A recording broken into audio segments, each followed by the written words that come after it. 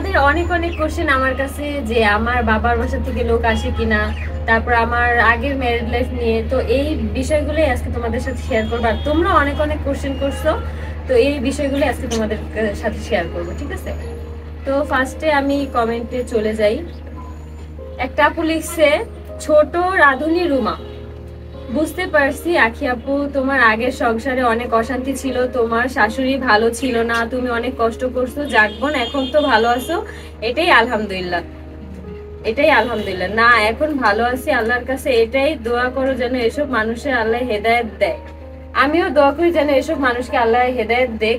আর আমি আমার আগের সংসারে অনেক কষ্ট করছি, অনেক। যারা আমার লাইফ স্টোরি ভিডিওটা দেখো নাই তারা অবশ্যই ইউটিউবে চলে যাবা, ইউটিউবে গিয়ে দেখতে পারবা যে আমার লাইফ স্টোরি ভিডিওটা, ওইখানে A to Z সম্পূর্ণ বলা আছে। আর আমাদের এই পেজে তো নাই, সৈয়দ ফ্যামিলিতে তো এই ভিডিওটা নাই, এই ভিডিওটা তোমরা পাবা হচ্ছে টিয়া আমাদের ইউটিউব চ্যানেলে, ঠিক আছে? তো TIAAA টিয়া, ওখানে গিয়ে দেখতে পারবো আমাদের লাইফ স্টোরি, যে আমাদের তিনজনারই প্রত্যেকের আলাদা আলাদা ভিডিও আছে, তো ওইখানেই তোমরা সবকিছু দেখতে পারবো। আর দোয়া করি তোমার বাবু হওয়ার উসিলায় তোমার আম্মু আব্বুর সাথে মিল হয়ে যায়। আব্দুল্লাহ আল আয়ান একটা ভাইয়া কমেন্ট করছে, তো দোয়া করেন ভাইয়া যেন আমার আব্বু আব্বু সব কিছু মেনে নেয় আস্তে আস্তে। আসলে তাদেরও একটা রাগ আছে আমার উপরে, আমি ভুল করছি এই জন্যই। আর ভুলটা কেন করছি ওই ভিডিওটা দেখার জন্য তোমাদের ইউটিউবে চলে যেতে হবে, তো ওইটা না দেখলে তোমরা কেউই বুঝতে পারবে না। অনেকেই অনেক কমেন্ট করতেছে যে আমি তো ভুল করছি, আমি তো, কিন্তু কেন যে ভুল করছি এটাই তো তোমরা বুঝতে পারবে না। তো অবশ্যই দোয়া করো যে আমার আব্বু আম্মুর জন্য যেন আমার আব্বু আব্বু অনেক চেয়েছে, পাখি দিলে অনেক চেয়েছে, এমন চিল্লাচিল্লি, মানে আমার কথা কইতে দিব না, ওরাই কথা কইব। মেয়ে ক তোরা ক হাজিল জান কোন জায়গা। বাবু হলে সব ঠিক হয়ে যাবে, তামান্না ইসলাম। অবশ্যই আপু দোয়া করো বাবু হলে যেন সবকিছু ঠিক হয়ে যায়। তারপরে দোয়া রইল আপু তোমার বাবা মা ভাই বোনকে যেন খুব দ্রুত আবার দেখতে পাও, তারা যেন তোমাকে সব রাগ অভিমান ভুলে আপন করে নেন। অবশ্যই, এই যে তোমরা এত এত মানুষ যে আমাদের জন্য এত এত দোয়া করো, আমার আব্বু কথা বলে না, আমার এত কষ্ট লাগে, এই জন্য তোমরা দোয়া করতেছো। তো তোমাদের জন্য আমার অনেক অনেক অনেক ভালোবাসা। আপু কিছু মনে করো না, একটা কথা বলি, তোমরা সতীন বলো কেন? এটা খারাপ শোনা যায় আপু। আপু বলে ডাকতে পারো না? ও এই ব্যাপারটা নিয়ে তোমাদের অনেকের অনেক অনেক অনেক কোশ্চেন যে আমরা সতীন বলি কেন, আপু বলে ডাকতে পারি না। আসলে কি আপু শুরু থেকে কিন্তু আপুই বলতাম, তিশার নাম ধরে বলতাম, আমারে তিশা আখি বলে ডাকতো, কিন্তু এই ব্যাপারটা হয় কি যে আমাদের সম্পর্কটা কি এটাই জানতে চায় না। তো এই মেসেজগুলো এই প্রশ্নগুলো এক গাদা হয়, তখন ওই রিপ্লাই দিতে দিতে দিতে দিতে আমাদের অবস্থা অনেক পরিমাণ খারাপ হয়ে যায়। তো এই জন্য আমরা ভাবছি যে এখন থেকে ডিরেক্ট সতীনই বলবো, যেন কারো বুঝতে সুবিধা না হয়। তোমাদের অনেকেরই এই কোশ্চেনটা যে সতীন বলে খারাপ শোনা, যে এরকম, আমাদের সম্পর্কটাই তো সতীনের। আর সতীন যে খারাপ একটা জিনিস, এটা তো কোনো খারাপ কিছু না, তাই না? এই জিনিসটা যদি ভালোভাবে নেওয়া হয় মাইন্ডে, তো ওইটা ভালোভাবেই যায়। কিন্তু তোমরা বলো যে শুনতে খারাপ শোনা যায়, শুনতে খারাপ শোনা যায়, কিন্তু এই আমাদের যে এক গাদা প্রশ্নের মানে সম্মুখীন হতে হয়, এই প্রশ্নগুলো তো তোমরা কেউ জবাব দেবে না।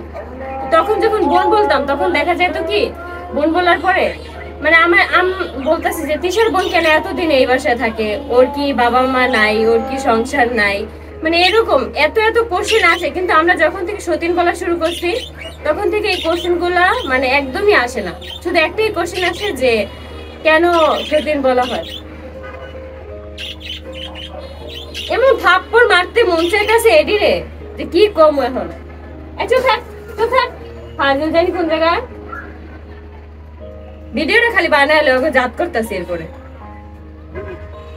খুব সুন্দর হয়েছে, থ্যাংক ইউ আমাদের ভিডিওগুলো এত এত সাপোর্ট করার জন্য। এত এত মানুষ ভালোবাসে, মানে বলে বোঝাতে পারবো না।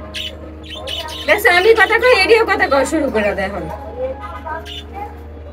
সব ঠিক হয়ে যাবে ইনশাল্লাহ, ইনশাল্লাহ আস্তে আস্তে সব ঠিক হয়ে যাবে, কারণ তোমরা এত এত মানুষ দোয়া করতেছো, ইভেন্ট আমরা এত কষ্ট করতেছি, অবশ্যই এগুলো আমার বাবা মা দেখতেছে না, অবশ্যই দেখতেছে, আস্তে আস্তে সবই ঠিক হয়ে যাবে।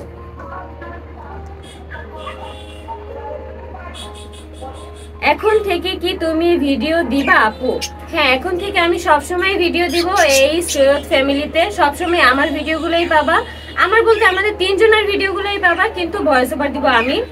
আর আমার ভয়েস ওভারে কি কি ভুল আছে তোমরা অবশ্যই কমেন্ট করে জানাবা, ঠিক আছে? এই ভিডিওতে কমেন্ট করে জানাবা যে আমার কি কি ভয়েস ওভার ভুল আছে। তোমরা এই শুরুতেই বলছো যে আমার মানে কথা বলার সাউন্ডটা ঠিক নাই, যে আমি একটু লাউডলি কথা বললে তোমাদের জন্য শুনতে সুবিধা হবে। তো এই ব্যাপারটা এখন থেকে আমি ট্রাই করতেছি যে আস্তে আস্তে কথা না বলে একটু জোরে জোরে কথা বলার জন্য। তো এরপরে আর কি কি সমস্যা আছে অবশ্যই তুমি এই ভিডিওটার কমেন্ট বক্সে জানাবা, তাহলে আমি ওই জিনিসগুলো ঠিক করার ট্রাই করবো যাতে তোমাদের বুঝতে অসুবিধা না হয়, তোমাদের সবকিছু মানে বুঝতে ঠিকঠাক হয়। আপু হোয়াটসঅ্যাপে এসএমএস দিছি প্রমোশনের কাজের জন্য।